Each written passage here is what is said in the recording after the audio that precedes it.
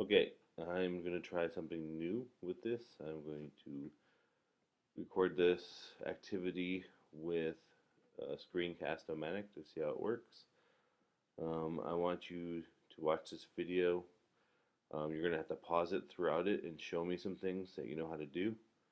And make sure that you do that before you move on. So there'll be times where you need to pause, come to show me that you know how to do something, and then you can move on to the next part. So right now you're going to need to get out your dry erase board and your marker,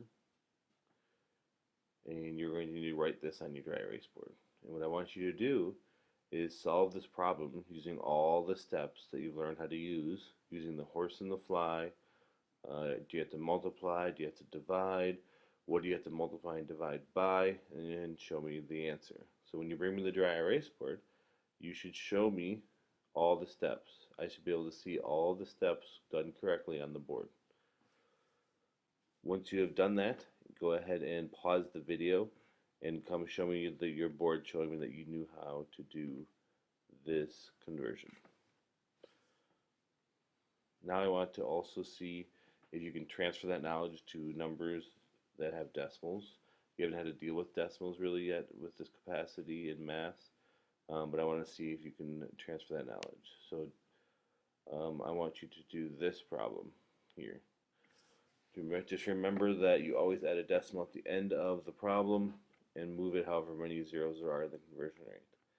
So I want you to also, once I've given you the okay to go on, the first one is done correctly, I want you to do this one and do the exact same thing, show all the steps, show that you can get the correct answer, and then show Mr. Mattson your work just so that you can go on.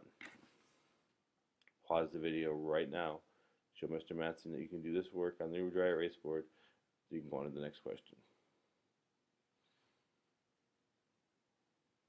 Did you pause the video? Pause the video. Okay, here's the next one that actually has a decimal in the problem. So I want you to do this problem. It's 523.7 kilograms equals how many metric tons? Remember, the metric tons here is in the lowercase t. So I want you to try and do this problem now, please. Make sure that you show Mr. Mattson all the horse and the fly method on how to solve this problem when you're doing it. Pause the video now, show all the work, and show Mr. Mattson that you can do this problem.